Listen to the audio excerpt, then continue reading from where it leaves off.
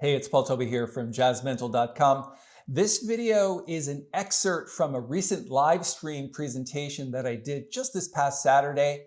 And the reason why I'm posting it is going to be self-evident as soon as we start playing it. Let's do that right now. I just wanted to take a moment and answer a couple of subscriber questions. The first question that we get quite often is, what is this piano and how come it sounds so good? Which kind of leads into the second question is, how do you go about miking that piano for your videos and your live stream? So let me talk a little bit about this piano. Where did it come from? Well, I've owned it for, I'm going to say 30 years, approximately. It might be a little bit less, might even be a little bit more. How did I get it? Well, like any professional, you really need to have an instrument worthy of where you want to get. Not where you are now, but where you want to get. And I know that a lot of people talk about this keyboard and that keyboard, but if you're a jazz pianist, the most true instrument that you're ever going to get under your fingers and to practice and to kind of move you forward and make you inspired to play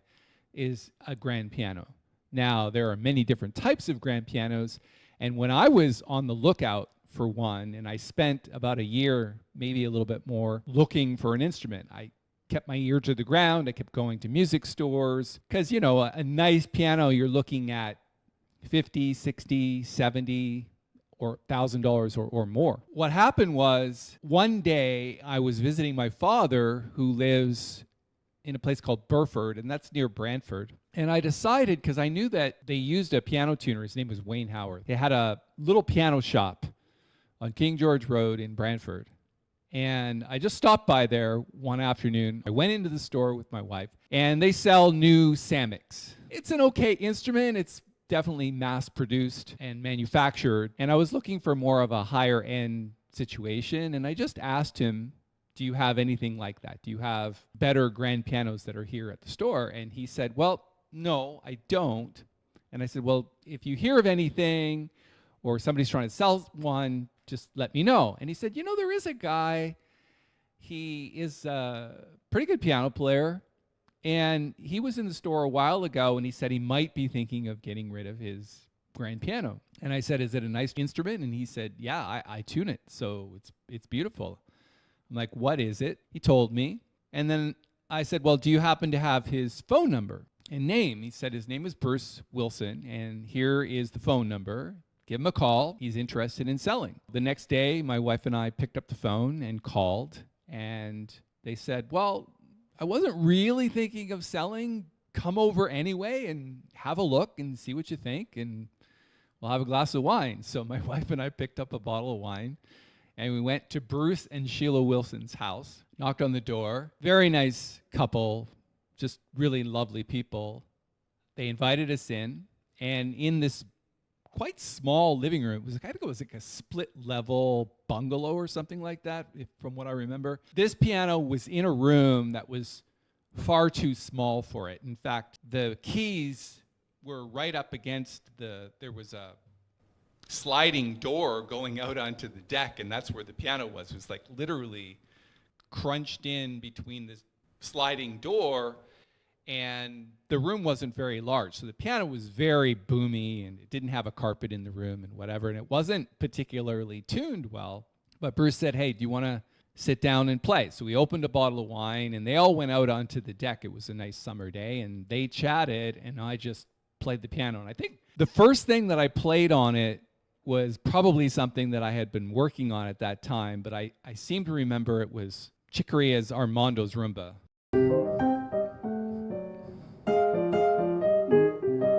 The reason why I did that is because it's a great tune to kind of feel the action of a piano, to see if it sits underneath your fingers well.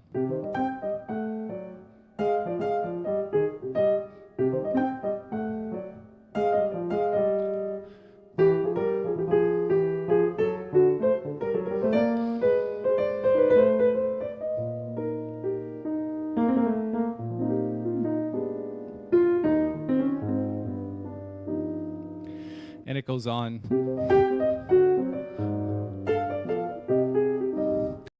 And I played that probably for 10 minutes or so, then probably went into another standard. And as I'm playing this piano, I'm starting to get a sense of how wonderful it actually is. I just kept playing. They were chatting. I didn't think about that. I was just thinking about, is this a piano that I would like to own? So it turns out that it's an IBACH, IBACH. At one point, it was the oldest existing grand piano manufacturer still in business in the world, but they went out of business a few years ago. But it's literally older than Bosendorfer, older than Schimmel, older than Steinway. In fact, the rim design for this piano, the process to bend that very thick cherry into this shape, was sold to the Steinway family from the IBACH family. So it's a very fine piano. It's the only one in Canada, actually, that's an F3, which means it's 7 feet. It's a full grand, and it has ivory keys. So that's a very rare thing. So this is 1983, when you could still get ivory shipped into the country. This was the featured piano at the home show in Toronto by Remenyi. In fact, Remenyi's label is right here, which is a very famous piano dealer in Toronto, which many of you know Toronto. It's a very, very big city. It's like 8.5 million people in the GTA. And they're a very prominent dealer. So they're the ones that brought it in. And Bruce Wilson bought this piano at the home show, put it in his house, and he'd had it for several years. And I asked him at the end of the practice session, would you be willing to sell it? And if so, how much do you think you'd want for it? And he said, I'm going to need to think about that, because I don't think he actually knew what it was worth. He knew what he paid for it, but he didn't know the current market value. He didn't know if he could sell it for more than what he paid or less than what he paid. So he did a bit of research. And a couple of weeks later, he got back to us and he said two things. One, I want $36,000 for the piano. And as a budding artist, that's a lot of money. It's literally more than a car. And I also want you to find me a piano to replace it. So that part was pretty easy, because I knew a couple of piano dealers in Toronto. They'd sponsored some of my concerts before. We found this nice Yamaha C3 to replace his piano, and I took out a 6-year loan at like 8.5% interest. While most people had nice cars, I drove a crappy old Volkswagen.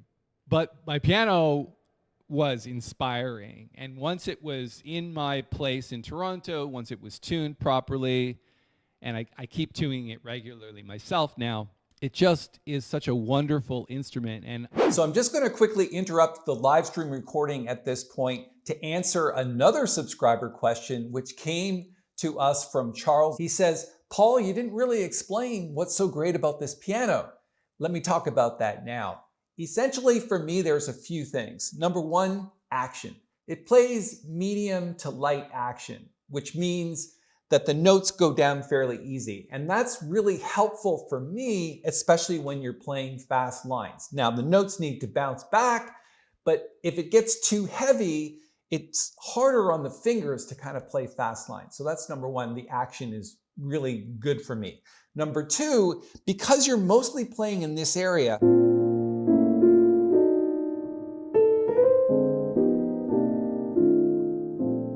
from like this C3 all the way up to kind of like C5, this area is the mid-range. Now I like a more mellow tone, like Steinway really, because this is a German handmade piano.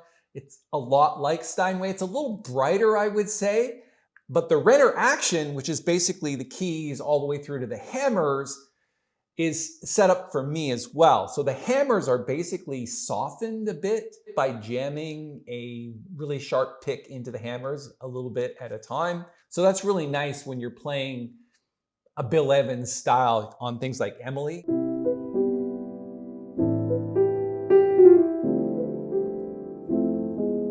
For jazz players to get that soft tone in the mid-range register is really important. Now, that's not to say that this piano doesn't have a lot of power. Down in the bass area, it's got a lot of really good bass there. It is a full-sized grand. Therefore, the sound that you're getting from the bass is really big, very important. And up in the upper register, it's softer as well. It's not too bright, so that when you're soloing up in this area,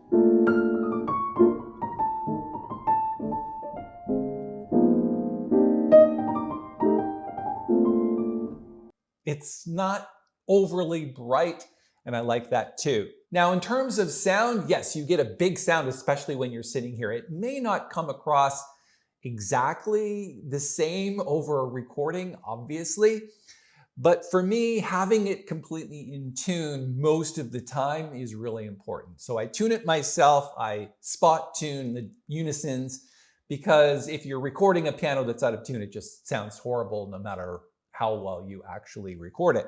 I think if I were to explain overall why I love this piano, it just fits well. And you know that when you play it. Now, this instrument may not be perfect for classical piano players or rock piano players or whatever, but it is perfect for me as a jazz player. And it may not suit other jazz players, but again, you'll know a good piano when you feel it and hear it, and you just get that feeling that says, hey, this is the piano for me. Thanks again, Charles, for the question. Let's resume the live stream now. I think the point that I'm trying to make is if you feel like you really want to make a go of being a professional musician, or you really want to up your game and you want to go totally advanced, you want to play for people, do concerts, things like that, you're going to need to be inspired to do that. And part of that process is getting yourself a very nice piano. Now, I'm not saying that you should go out and spend $36,000. And in fact, it was a very good investment because it keeps 60% of new value. I know what it's insured for, and let's just say it's a lot of money, 6 figures, in fact. And so the piano's appreciated over the years, but the most value that I've received from this piano is it's a relationship between the two of us, me and my IBACH. In fact, I wrote a song once called Conversations with IBACH. I should actually dig that out and find the sheet music and relearn it, because I think it was a pretty cool composition. I did it for an album called Quiet Now. So that's the piano. And I just would say, if you want to get inspired, go find a nice piano, negotiate whatever you can. I think $25,000, $30,000 even today can get you a decent instrument. I'm not a big fan of keyboards. I know that I use them for my tutorials and things on YouTube. If you really want to up your game, I think a very nice piano is one way to do that. Now, the second question that we get is, of course, how do you mic your piano? That's for another video. It's a fairly simple process, but if you mic a bad piano, no amount of good miking is going to make that sound better. Garbage in, garbage out kind of thing. You're going to have to invest in decent microphones, and that's not actually that expensive, some recording software, and it's a pretty simple process. In fact, I'm recording an album right now. I've got 3 complete recordings done, and there's 3 or 4, maybe 5 more to go, and we're releasing that monthly over the next 6 months, 1 single a month. That's a whole process. I might talk about that someday too. But again, if you try to mic not a great instrument, especially an out-of-tune instrument, it's going to sound terrible no matter what mics you put on it. So that's rule number 1. For those of you that are on the fence about that, let me give you a little nudge and say, hey, go for it. Because for me, I can tell you over the years, my playing has just gotten way better. And it's quite a great relationship between me and this piano. So thank you for allowing me to share that. And I hope that answers all of the questions about what the heck is this. So once again, it's an IBACH F3, 7 foot, which is a full grand piano. I think it's 7 foot 2 inches, but let's just say 7 feet.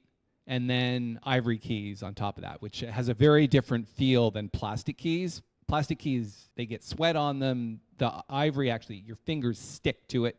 And I try to keep them a little bit dirty, because if you clean them, your fingers slide a little too much. So you want lots of feel. Let's play a couple of tunes. I chose 3 to do today. We're going to do first Emily, and then In Your Own Sweet Way, which is a Dave Brubeck composition, and then finally Stella by Starlight.